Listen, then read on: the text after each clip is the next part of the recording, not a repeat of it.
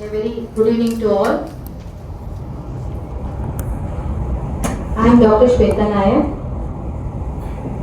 Today I will be speaking few words about laparoscopic and hysteroscopic surgeries. That is exploring the benefits of laparoscopy and hysteroscopy in gynecological procedures. A closure look. We all know that woman forms the pillar of the family. Anything that affects her health is definitely going to affect the health of the family as a whole. So, in that perspective, in our gynecology, the whole focus is on making women's health simpler, easier, and affordable. In that perspective, laparoscopy and hysteroscopy have played a major role. In earlier days, when we started my career as a OBGPG, any hysterectomy would require a woman to take a rest for at least minimum of 1.5 to 2 months. And depending on her socio-economic status, it may go up to 1 year also. This we have seen. But in present scenario, what has happened is that because of the advent of laparoscopy and hysteroscopy, with that ease, affordability, everything, a simple procedure like hysterectomy is limited to just 2 to 3 days, and by 1 week she is ambulant and she is able to get back on her feet and get back to her routine activities. Though we advise rest for at least 1.5 to 2 months from strenuous activities. So this shows that there is a gradual progression in the techniques and scientific approach to the diseases as well. With this brief introduction, I would like to go ahead, and my presentation is not very deep and subject oriented. It is very light and I am just brushing and going, which consists mainly of pictures, because I know that none of you will be in the mood to listen to big lectures and in-depth analysis of the scenario. So it is just a touch and go presentation. So laparoscopy, which literally means to look inside the abdomen. So this is a picture of laparoscopic OT, where you can see how the things are organized. So it's a surgical procedure in which a fiber optic instrument is inserted through the abdominal wall to view the organs in the abdomen and permit small scale surgery with the help of pneumoperitoneum. This is the actual definition of laparoscopy. But today, with this pneumoperitoneum, even the major surgeries are performed, like oncosurgeries and major all types of surgeries are performed. So the advantages of laparoscopy is that it reduces the post-operative morbidity, which includes pain, chest complications and wound complications are reduced to a major extent. It has got an accelerated recovery, and it is associated with lesser adhesion formation. And not to forget that it has got better cosmesis. It reduces the contact with body fluids and resists transmission.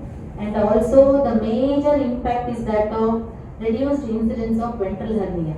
As you can see here, when it is a midline incision, the incidence is around 11%, which has reduced to 0.7% after laparoscopy. This is the greatest advantage of laparoscopy. But it includes disadvantages too. That is, it is quite expensive. The whole setup of laparoscopy and hysteroscopy might cost up to 50 lakhs with good company instruments and good equipment. And the learning curve is more. Though it is advised, not all will be able to perform it. Limitation is that of intact organ retrieval. Sometimes in tumor surgeries, we will not be able to remove the whole of the tumors. And sometimes major injuries like trocar-related injuries to vessels and viscera are associated. And counter-intuitive motion is also included in learning curve, which is very difficult for many surgeons to perform. Diathermy burns, hemostasis and insufflation related injuries are the other disadvantages. Okay, with that, let us see what are all the indications for laparoscopy and hysteroscopy. Mainly, it can be classified as diagnostics and therapeutic indications.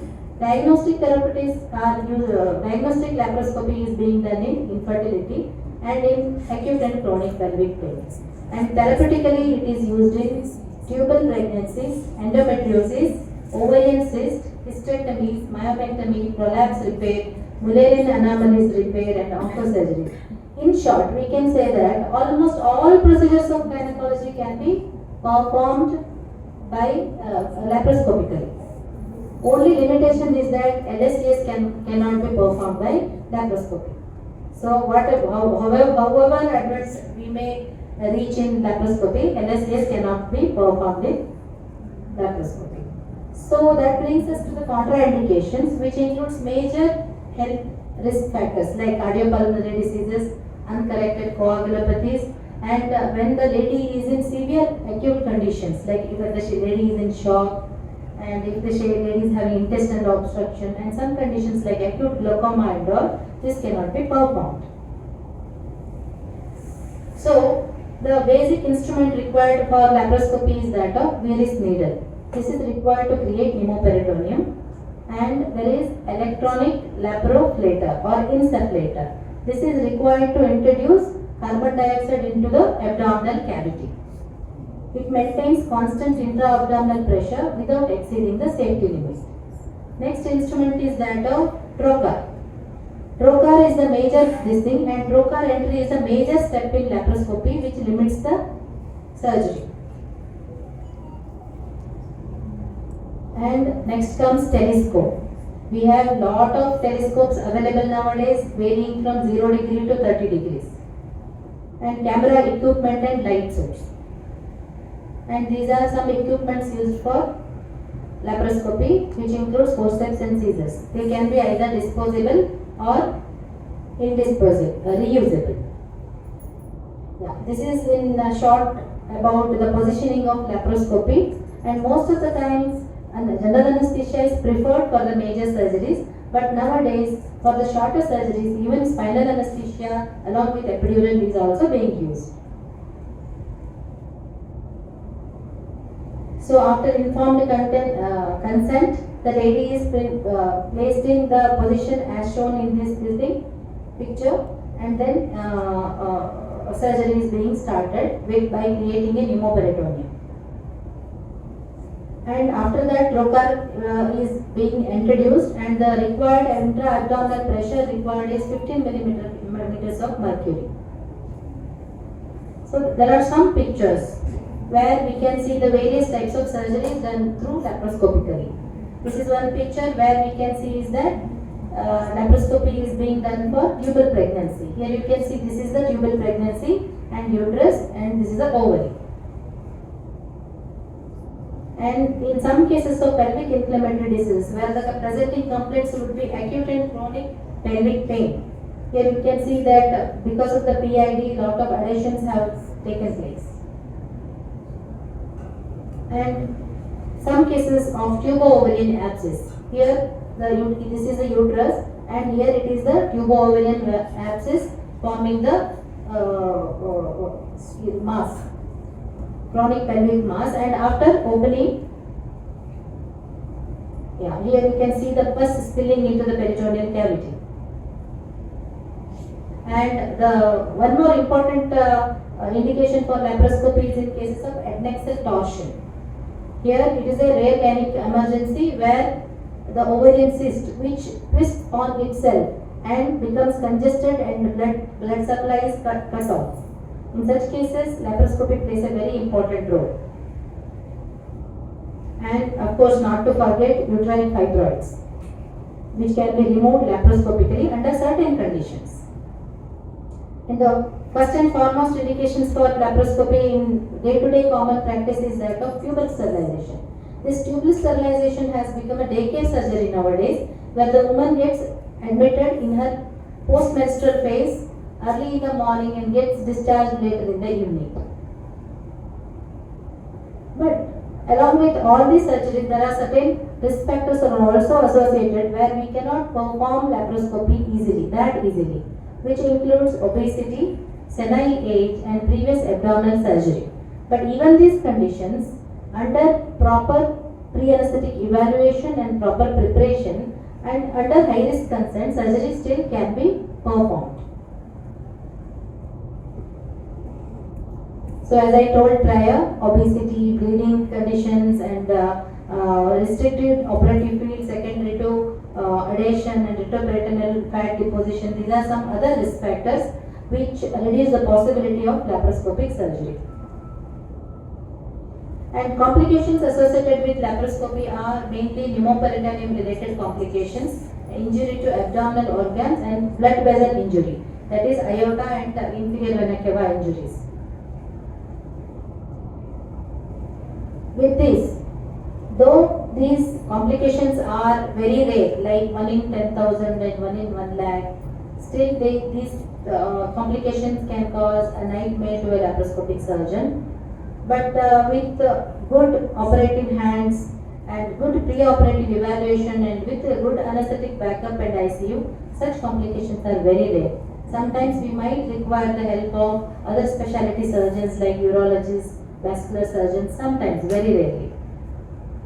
And there are 3 innovations that have been introduced into the field of laparoscopy, which includes robotic surgery, node surgery, that is natural orifice transluminal surgery, and single incision laparoscopic surgery.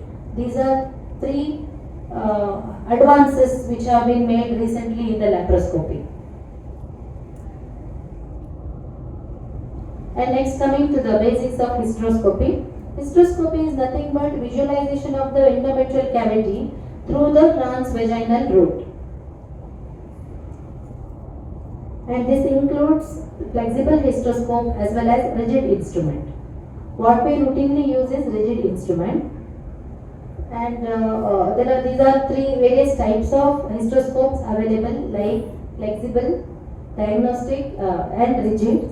This rigid instrument can be 0 degree instrument, 12 degree and 30 degree. We usually use 0 degree instrument. And this flexible, we don't really have it in the Mysore itself because it is very costly. And these endoscopes can be depending on the indication, like whether it is diagnostic hysteroscopy, operative or resectoscope, we use different instruments. Here you can see the setup of hysteroscopy. Usually rigid hysteroscopes are 4 millimeters in diameter and they are ideal for office hysteroscopy. Office hysteroscopy is a real new innovation in the field of hysteroscopy, where all the cases of DUB, dysfunctional uterine bleeding, or any postmenopausal bleeding can be evaluated effectively in daycare setup itself. And the distension media usually used for hysteroscopy are usually normal saline, and in cases of operative resectoscope we use glycine also. With normal saline, the risk of complications are very less, and the best time to perform hysteroscopy would be in the first half of the menstrual cycle. And the lady will be placed in dorsal lithotomy position, and cervical dilatation is being provided, and vasopressin injection will be given intracervically, or a pudendal block can also be given. I am telling about office hysteroscopy. For operative hysteroscopy, the procedure should be best done under general anesthesia. So the usual indications for hysteroscopy include abnormal uterine bleeding, postmenopausal bleeding, any abnormal HSG or USG where you want to evaluate the endometrial cavity before giving the infertility treatment, and uterine anomalies like septate uterus or Asherman syndrome. In such cases, polyps, myomas, adhesions and foreign bodies are other indications. And in cases of recurrent pregnancy loss, usually we don't do it for the RPL nowadays, before IVF, and in cases of unexplained infertility, the hysteroscopy is usually performed. But there are certain contraindications for hysteroscopy too, and they are acute PID, acute herpes infection, pregnancy and medically unstable patients. This office hysteroscopy was really propagated mainly by Mr. Bertocci and Selvici in 1996. Okay. So for the operative hysteroscope, NSAIDs are given 1 hour before the hysteroscope, and miniature hysteroscope is used, and uterine distension media is normal saline. After application of topical application of local anesthetic to cervix, paracervical or intracervical block is given, and sometimes conscious sedation can also be given.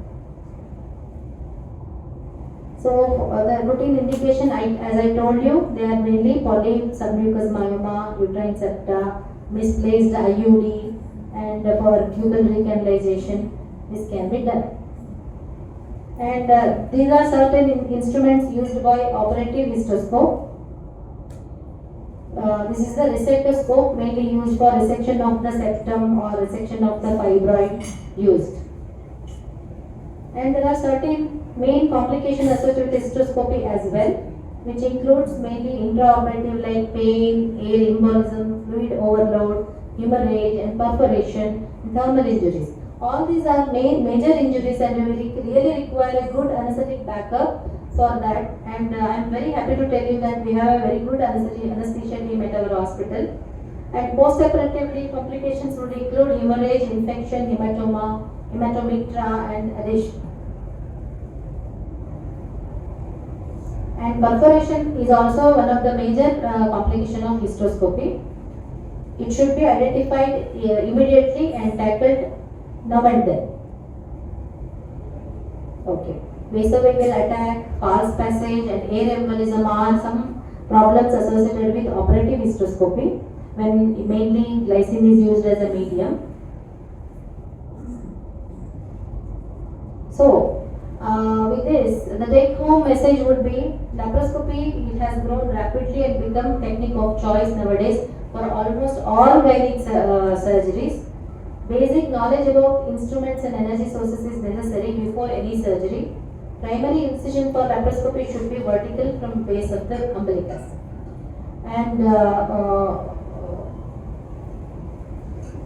whenever possible, laparoscopy should be offered as a treatment of choice. At the same time, you should also know that whenever laparoscopy should not be done for very large tumors, more than 20 weeks size of gravid uterus, and myomas more than 4 cm of size, better we resort to laparotomy than laparoscopy. So it is wise how nicely we know laparoscopy is good, but we should also know that when not to do it. And similarly, even for hysteroscopy really has revolutionized the treatment of gynec health in all the women.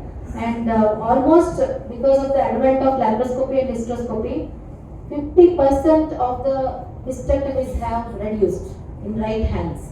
Most of the times, the hysterectomy which we do for most of the cases of dysfunctional uterine bleeding has reduced. This hysteroscopy allows us to have a proper evaluation of any case for that matter, and helps us to treat woman in a better way. There are some pictures which we have taken during our listing. This is the picture of a normal uterine cavity, where you can see that the cavity is very triangular and hollow, and we can see the tubal openings here. This is the case of endometrial polyp, where we can see that in the cavity, this polyp is popping into the cavity. And this is the picture of the cavity after removal of the polyp. And this is a picture of intrauterine synecdoche, that is Asherman syndrome. Here we can see that the adhesion has taken place between the anterior and posterior wall of the uterus. And this is a picture of ectopic pregnancy, where you can see the congested ectopic pregnancy here, and you can also see the hemoperitoneum. This thing. And this is a picture of ovarian cyst with torsion. Here we can see the uterus, and this is a torsion ovarian cyst. Here you can see the torsion of three twisted loops. You can see it here. And this is the picture. These pictures are of different cases actually. Multiple fibroids during lap myomectomy. This is one such picture, and this is another such picture where this thing was done. If any questions are there, I am glad to answer.